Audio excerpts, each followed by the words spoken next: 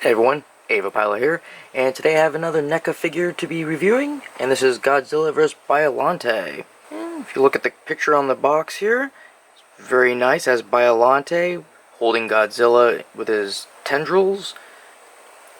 If you look at the side, we have the same picture, and it says on the bottom, 65-year celebration. And the other side is the same thing. And this is the back of the box. You can see some pictures of Godzilla with the green slime biohazard waste from Biollante. And there's some writing on the bottom of the box. Emerging from a fiery pit in Mount Mihara, Godzilla returns to wreak havoc once more. Drawn to Ashinoko Lake, the creature faces off against a hybrid monster created from the cells of a human, a rose, and even Godzilla. Will Godzilla's strength and power be enough to defeat the might and ferocity of Biollante, or has Godzilla met his match? Alright, so if we open up the flap here, let's see what we can take a gander at. There's another picture of him on the left, covered in the biohazard.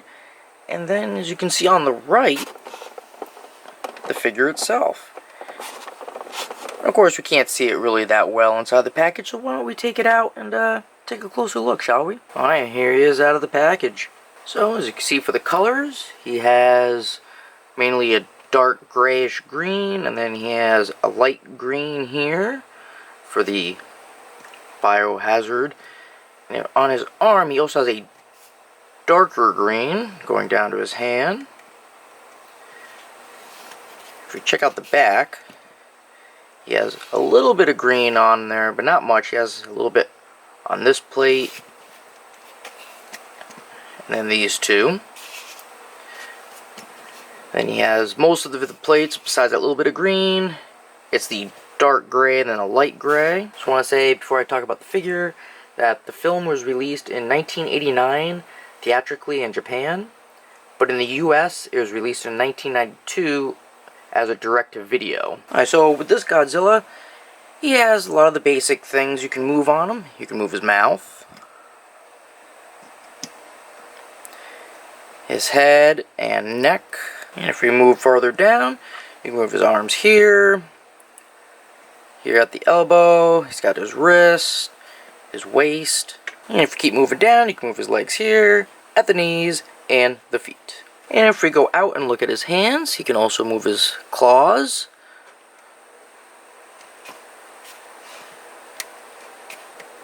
There you go. So let's talk about his tail for a minute. His tail is actually a lot longer than the other Godzillas that we've seen. See, I have one right here we can compare it to.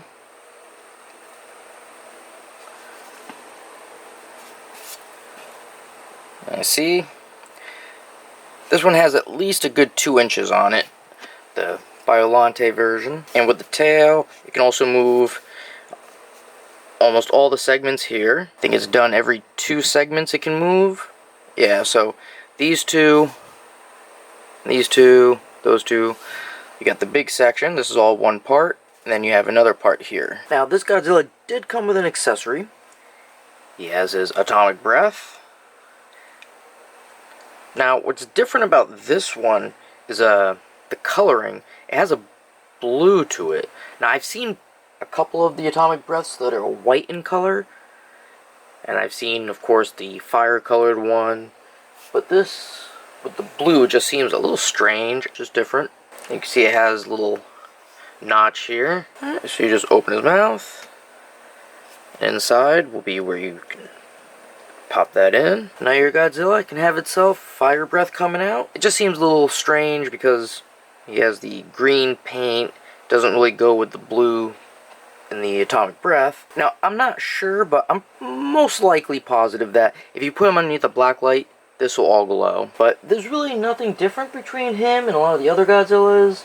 They pretty much have gone through the whole catalog of Godzillas. But I mean, they could put out some of the other creatures. Biollante might be hard because it's bigger, but you know, they could give us old version of Mothra. That would be pretty cool. They can even have it be furry looking. So I hope you like my quick review of Biollante vs. Godzilla figure. And this was from NECA. like and subscribe, and I will see you all later.